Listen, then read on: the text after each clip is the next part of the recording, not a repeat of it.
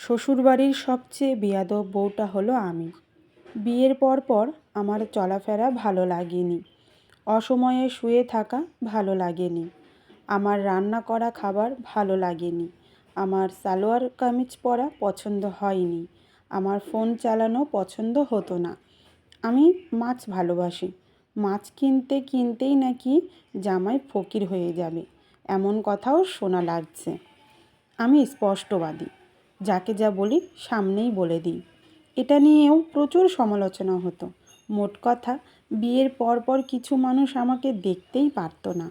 এমনও হয়েছে বরের কাছে সত্যি মিথ্যা বানিয়ে আমার নামে বদনাম করতেছে, আবার আমার কাছে বরের নামে বদনাম করতেছে। পরে যখন দুই মুখ একখানে হয়ে উল্টো রিয়াকশন করে ফেলেছি, তখনই আমি প্রচণ্ড বেয়াদব বউ হয়ে গিয়েছি।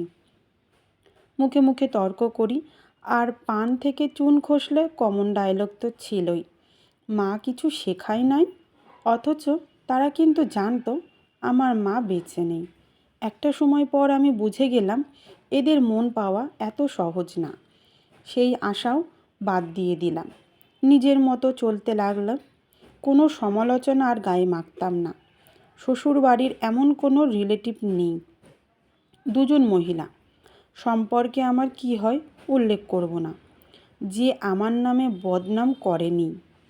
রিলেটিভরা বেড়াতে এলে আমার দিকে তাকানো আর কথার টোন দেখলে ঠিক পেয়ে যেতাম। কখনো তো মুখের ওপর বলেই দিত, তুমি নাকি খুব চটপটে। আর একটা কথা, আমি ঘুমাতে ভালোবাসি। বিয়ের বছর চোখের ঘুম ছাড়তো না। ঘুম থেকে দেরি করে উঠলে কী পরিমাণ কটু কথা শোনা লাগতো তার কোনো ধারণা নেই। বছর ঘুরে সময় বদলায়, বদলে যায় আমিও। যে আমাকে 1 বছর আগাছার মতো ট্রিট করতে চেয়েছিল, এখন এমন ভাব করে সেই আমি খুব গুরুত্বপূর্ণ কেউ হয়ে গিয়েছি। এখন এত পরিমাণ তেল দিয়ে কথা বলে, আমার হাতের রান্নার এক সময় যারা দেখে নাক সিটকাতো, আজ তারাই চেটেপুটে খায়। আমার কাছে আগ্রহ নিয়ে রান্না শিখতে চায়। যে আমাকে ফোন টেপার জন্য কথা শুনতে হতো, সেই আমি এখন ঘন্টার পর ঘন্টা ফোন নিয়ে বসে থাকলেও কেউ কিছু বলে না।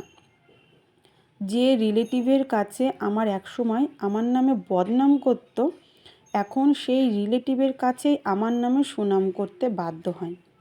আত্মনির্ভরশীল হওয়া যে কতটা গুরুত্বপূর্ণ এখন আমি হাড়ে হাড়ে বুঝি।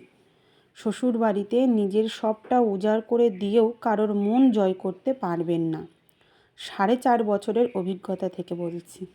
টাকা কামান হোক পরিমাণে অল্প, সংসারের সব কাজ সামলে ঘরে বসেই ইনকাম করুন, তবুও কিছু করুন। দেখবেন এতদিন যারা আপনার পায়ে পা লাগিয়ে ঝগড়া করতে চাইতো, সংসারে এত কাজ করার পরও যাদের মন পেতেন না, যারা আপনার নামে সারাদিন নিন্দা করত, তাদের পাল্টে যাওয়ার রূপ দেখতে কেমন হয়।